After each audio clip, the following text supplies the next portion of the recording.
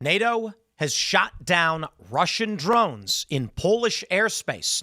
Poland has now invoked Article 4, calling in NATO nations for a convening to determine what to do next. And Russia has denied it, saying, you've got no evidence, it was us, and we don't expect that you will. Now, the question is, has Russia taken it upon themselves to actually send drones into Polish airspace, perhaps for reconnaissance or intelligence gathering? Could it have been an accident? Russia engaged in a drone strike in Ukraine. Several of the drones fly off course, and they say, uh-oh, but just deny it. Could it also be that Ukraine, in their efforts against these drones, either intentionally or accidentally, pressed them into Polish airspace? We don't know exactly what just happened, but we have never been closer to serious war, with some already suggesting, and to be fair, everybody and their grandmother suggesting World War III. Now, NATO is saying this was reckless. Maduro down in Venezuela says World War III has already begun, and that is because the U.S. blew up a boat with 11 people on it, and there are reports they're targeting more. Now, we don't know exactly how this is going to shape up or play out, but again, I do think it's fair to say whether it is NATO seeking a casus belli to enter the war in Ukraine against Russia, or Russia's actual aggression against NATO, which seems insane, it happened. The report is out. The West will now have to respond. And NATO nations can convene under Article 4 and say, we view this as an accident and we will not take action. That seems reasonable and seems likely. What will actually happen? I mean, the drones entered Polish airspace. They were shot down. The Polish PM has announced this. We've got videos of fighter jets scrambling. And they may just say, we don't want full-scale war, and we recognize this was not intentional. Unless it was. We don't exactly know what the powers that be want in all of this, but I can tell you, nobody over here wants war. You know, I say nobody, but John Bolton's lurking around the corner somewhere. So let's break down all of this news. Before we get started, we got some great sponsors for today's show. We've got PDS debt, my friends. The system isn't broken, it is rigged. And if you're buried in debt, it's exactly how they want it. Big banks profit when you're desperate. Creditors win when you lose, but you don't have to play their game. PDS Debt helps you take back control. They've helped hundreds of thousands break free from credit cards, loans, high-interest traps. It's your money. It's your future. It's time to fight for both. PDS Debt goes beyond the numbers to understand your unique financial situation and craft a personalized plan designed just for you. There's no minimum credit score required. They're here to help you save more, pay off your debt faster, and start putting money back where it belongs, in your pocket. PDS Debt is A+ rated by the Better Business Bureau, boasts thousands of 5-star reviews on Google, and holds a 5-star rating on Trustpilot. Why? Because PDS has helped hundreds of thousands of people get out of debt. You're 30 seconds away from being debt-free. Get your assessment for free. Find the best option for you right now at pds.com/Tim. That's pds.com/Tim. And also, my favorite, Beam Dream. I'm a huge fan of Beam Dream. Shop, BEAM.com/TimPool, up to 40% off of a delicious nighttime blend to support better sleep. And I am a huge fan. I drink this every single night. I sleep beautifully. And it's crazy. So, this morning, actually, I woke up a little early, but I felt so good. It's crazy. My sleep has improved dramatically. Now, you've got the cinnamon cocoa blend. I've been drinking the brownie batter one. They're both very good. This is low calorie, just 15, no added sugars. It's got melatonin, magnesium, L-theanine, and more. You drink this before bed. It is a delicious cup of hot cocoa, and it helps you sleep. Now, at first, I was thinking, it's probably good to be hydrated before going to bed. Not too much. You don't want to wake up in the middle of the night because you got to go to the bathroom all the time. But, Beam sent us some care package. I tried them out, and my sleep has improved dramatically. That is not an understatement, not an exaggeration. I have sleep trackers. I got a Sleep 8 mattress that tells me, and my sleep score has been amazing, and I feel it. I wake up feeling like I got lightning surging through my, just energy. So I'm not even reading the script. I genuinely love Beam Dream, and it really has made my sleep better, which is really important. Because for the guys out there, when you sleep, your REM sleep and your deep sleep is when your body's producing testosterone and HGH. so you'll recover better. You'll wake up feeling stronger. Shop at beam.com/Timpool. Don't forget also to join our Discord server at timcast.com. Join the community. The conversation doesn't stop here. We need your support to keep the show going. Go to timcast.com, click join us, get in the Discord community. But for now, let's get back to the news. The breaking story. CNN reporting NATO shoots down Russian drones in Polish airspace, accusing Moscow of being absolutely reckless. And Poland has invoked NATO's Article 4. Article 4 allows member states to start a formal discussion within the alliance about threats to their security. It does not commit the alliance to military action. No. This is the precursor.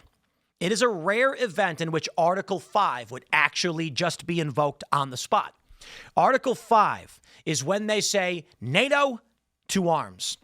So if Russia directly bombed actual Polish targets, we'd likely get an immediate invocation of Article 5. But because this was several drones flying in Polish airspace shot down, and it is limited, Poland is basically saying, hold on, guys, bring it in.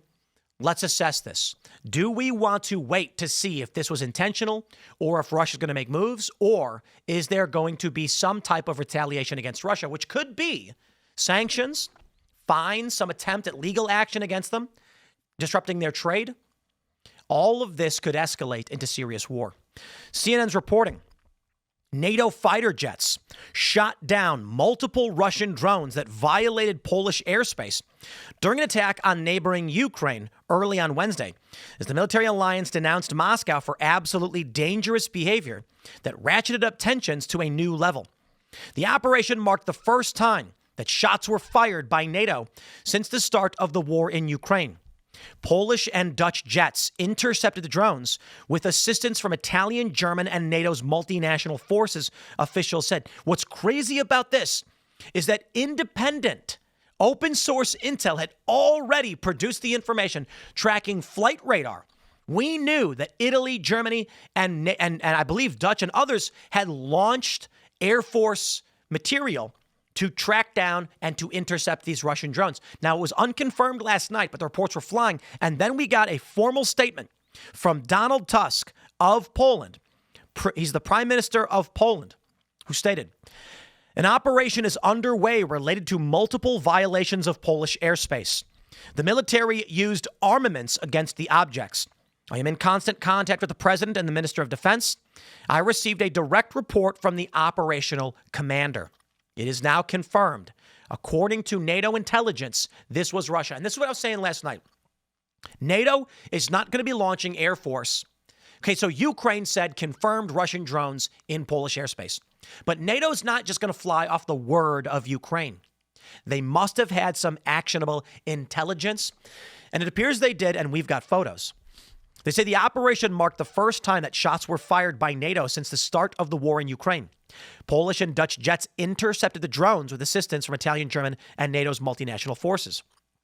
Addressing the Polish parliament, Prime Minister Donald Tusk said that while there was no reason to say that Poland was in a state of war, it was closer to a conflict than any time since World War II.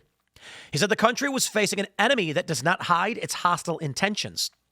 Tusk also announced that Poland has invoked Article 4 of NATO, meaning the alliance's main political decision-making body will now meet to discuss the situation and its next steps. Russia's defense ministry said that it had carried out a strike against Ukraine and that no targets on the territory of Poland were planned for destruction. NATO chief Mark Rutte said, however, that the violation of Poland's airspace was not an isolated incident. Asked by reporters whether the incursion was deliberate, he said that while a full assessment was ongoing, whether it was intentionally or not, it is absolutely reckless. It is absolutely dangerous. I'm going to tell you this, guys. You cannot, in a security situation like this, operate under the assumption it was an accident. You cannot. That is not how war preparedness or any kind of conflict or crisis preparedness works. You always prepare for the worst, and that is, in the event that this was intentional, and NATO says, we're going to ignore it, we understand it was an accident, Russia has there's a potential here to take advantage. Even if it was an accident, you are giving away that you will not react in these circumstances. Now, I believe we should operate under the assumption this was deliberate, in that Russia, with their attack on Ukraine using these drones, could then make the reasonable claim, no, it was a strike on Ukraine, and it was an accidental incursion into Poland, when the intention may very well be reconnaissance. Russia wants real-time data on look, when it comes to satellites, we got our satellites. Russia could easily get information through spying, commercial flights, and things like this. There's ways to get information on the ground much more easily. But if they're trying to get, we call them, what do they call them, stingrays? Or I forgot what I think stingray devices are the general term. In war is probably a more sophisticated name. But they fly planes over areas to detect and absorb radio frequencies to try and figure out what kind of weapons and technology are being used. If Russia is planning to expand an incursion into Poland, they're going to want real-time data that they're not going to get through their standard instruments that are outside of the country. They're going to need something more advanced. Now, I'm not saying they did it on purpose. I'm not saying we know for sure. But we got to operate as though that was likely the intention. Otherwise, they'll do it again, and then they will. But the argument here is Russia's looking for a reason to fly drones into Polish territory to try and detect the degree of their national security, how they respond, and get an assessment. And that means, whether accidental or not, maybe the drones just crashed, Poland must have a reaction and say, we will not tolerate Russian military assets in NATO territory, lest Russia feel emboldened and actually make a move. They say, Rutte said the alliance's response was very successful and showed that NATO was able to and will defend every inch of its territory. He added that the wider operations involved Polish F-16s and Dutch F-35 jets, an Italian early warning aircraft, German Patriot systems, and a NATO refueling aircraft. That's what was crazy, because we had gotten confirmation last night that refueling aircraft had been deployed. And it was right there. Something was happening. Take a look at this. This is from the Polish Ministry of the Interior. It appears these are the areas where the drones were taken out. And that is deep into Polish territory. But what a lot of people need to understand, let me zoom in here and get a better image for you guys. This right here, this small space, it says Russia, that's called Kaliningrad. It is north of Poland. It is isolated from the main Russian landmass, bordering the Baltic, Lithuania, and Poland. Russia operates a heavy militarized territory, an oblast, just north of Poland. And you can see here this red dot. That's apparently where it's being reported. Tusk said there were 19 intrusions of its country's airspace, and that a large portion of the drones entered it from Belarus. He called the incident an unprecedented violation of its airspace and said it lasted all night, from just before midnight local time on Tuesday until 6:30 a.m. on Wednesday. Poland's Deputy Prime Minister, Radoslaw Sikorski, said that the sheer number of drones that entered Polish airspace makes it clear this was a deliberate act by Russia. I got to be honest. I don't know how you'd make the argument that 19 is an accident, in which case I believe the highest probability is it's a probe of NATO defenses and an attempt to gather intel, electromagnetic frequency detection, trying to detect as much as possible to figure out what kind of communications and defense that NATO has. Speaking to lawmakers, Tusk said that one piece of good news was that nobody was injured. Poland's Interior Ministry said 7 drones and parts of one unidentified missile have been found. The locations where debris was found span hundreds of miles. Now, I don't know if CNN has the actual images. There's an image that I'm not sure if I have it pulled up. I think I do. Here we are. This is the Newsweek article. Trump reacts to. I'm sorry. That's breaking news. Let's pull that up. It's happening now. But in this article about Russia's response, saying, quote, the Polish side once again failed to present evidence of the Russian origin of the objects that entered Polish airspace, and there is no reason to expect that it will, and completely groundlessly accused Russia of provocative actions. Now, take a look at this image. They say in this image, police and military police secure parts of a damaged object shot down by Polish authorities at a site in Wohin, Poland. I'm probably pronouncing that wrong. Wednesday, September 10th. I have no idea if that's Russian. You've got to be careful always, because it is not improbable that NATO may be seeking what's called a casus belli, a cause of war, a cause for war. That means if NATO forces feel, and I think this is a fair assessment at this point, that Putin is not willing to end this war in Ukraine. Now, I can understand, again, I'm not here to defend Ukraine or Zelensky. I'm not a fan. But I do understand it is completely logical that Zelensky is going to say no. His country was invaded. He's not going to tolerate that. We wouldn't. Nobody would. But Russia is an equal actor in this, and Trump has been working to end this war, and Zelensky was deferential to Trump when he was here. I'm not going to cut him all the slack in the world. It takes two to tango. But if Russia is advancing, then it looks like the escalation is here, and I think Russia is to blame. They invaded. This is escalating. And if they're going to launch drones, and it's reasonable to believe that those drones landed in Poland, whether accidental or otherwise, it is their fault. I would prefer it if Trump was able to negotiate an end to this, but he has tried over and over again. So there is no excuse at this point for Russia to be launching any kind of incursion into NATO territory. Now, they're saying it's not correct. They're denying it. Well, they would. The question then becomes, what is the reason why NATO would want to escalate this? Perhaps to force Trump's hand? Honestly, I have no idea. And I'm not here to tell you what to believe. I don't know. I'm a guy on the internet reading news articles, and there's reason not to trust the media. And false flags are real things. We don't know for sure. But I'm going to say it like this, as far as I can tell. If I was going to roll the dice, the probability lies with a Russian probe of NATO defenses. That seems to make the most sense. There have been threats of sanctions on Russia. Russia's threatened back. Trump is attacking Venezuela, and Russia may be saying, let's collect the data. Let's read this from the New York Times. And I will say it's fair. Some will argue it's suicide. It's lunacy for Russia to try and make a move like this.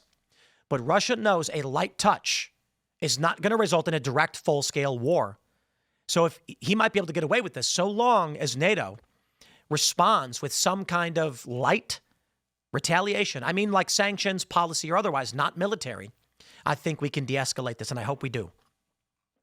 The New York Times says, what comes next with Article 4? What is NATO? I don't think I need to read that for you, but for those that don't know, it's the North Atlantic Treaty Organization, basically the U.S., Canada, and 10 European countries. We get it. The NATO members, you can see this right here. Article 4 allows a member state to start a formal discussion among the alliance about threats to its security. While invoking Article 4 does not commit NATO to military action, it is a required step towards a NATO decision to invoke Article 5. An invocation of Article 5 is often assumed to have military implications, but the NATO treaties only says it will assist the party that has been attacked. The joint NATO response early Wednesday showed how quickly the war in Ukraine could escalate into a military confrontation between Russia and NATO. Mr. Rutte said that the alliance's air defenses were activated to ensure Poland's protection. I mean, this is almost an Article 5 reaction. NATO came to the defense of Poland to stop this attack. The question is, what would assistance mean moving forward? If Russia is not actively attacking Poland, then we don't have war. And I don't see from this why there's any reason nor justification for Poland to strike Russian territory. So this should be the end of it unless Russia escalates. I don't see why this should lead to anything more, and I hope it doesn't. Now, we have this tweet. Andrew Fox on X, former airborne army officer, researcher, PhD student of God's Ukraine, says, this is no accident. It is a probing attack on NATO's defenses to assess readiness, deliberately calibrated to be below the threshold to invoke Article 5. I actually agree. Take a look at this map. This is a map monitoring war, showing drone launches from Russia, and you can see these coming from Russia come in and enter Polish territory. Many of them coming in through Belarus. I think it's a reasonable assessment. I'm not saying it's definitive. I'm not saying I have proof. Take it with a grain of salt. And by all means, comment right now and tell me why you think I'm wrong, because this is just my general opinion. When you are dealing with this conflict that shows no sign of ending, blame whoever you want to blame. Trump is certainly trying to put a stop to it. It makes sense that Russia would want to get a general assessment of what Poland is doing. I'll tell you why. It may not be about NATO. You may say, Tim, it's crazy. Vladimir Putin's not going to risk war with NATO. He'd get flattened. Agreed. But Russia may be thinking, we want intel on the weapons NATO is supplying to Ukraine. It's that simple. Now, the good news is, outside of all this, and I'm not going to say it's the best news in the world, but it is a slight degree in the right direction.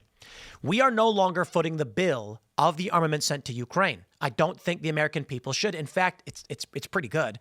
NATO's buying it from us. That means more money flowing to us. We're supplying weapons. Taxpayers aren't footing the bill. European taxpayers are footing the bill. Now, I'd prefer it if the war was just over. Don't get me wrong. But it's a step in the right direction that we're at least not paying for it.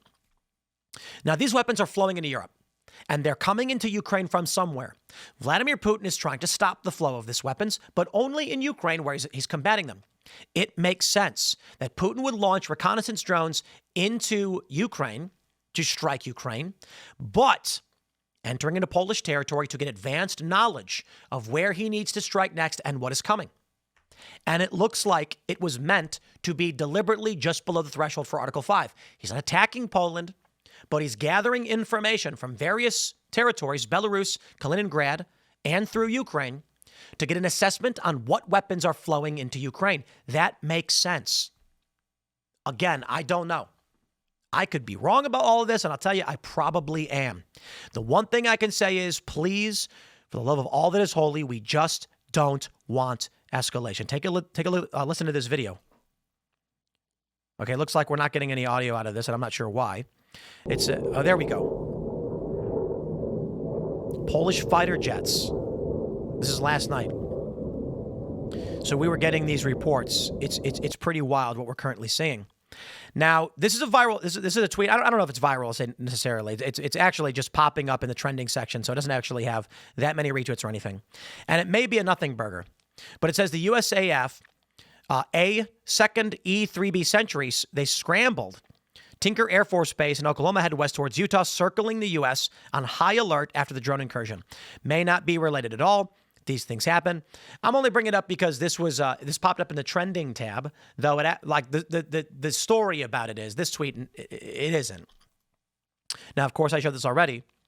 The Newsweek article says Kiev and its European partners will see the Russian drone incident in Poland as a test of Trump's resolve in taking tougher action on Russia. Now, we did get the breaking news right now. Trump reacts to Russian drone attack on Poland. Here we go.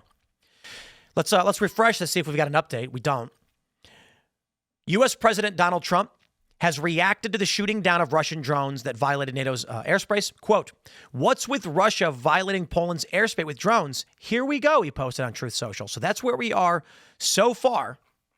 And this is rather disconcerting. Now, I love this article from AS.com.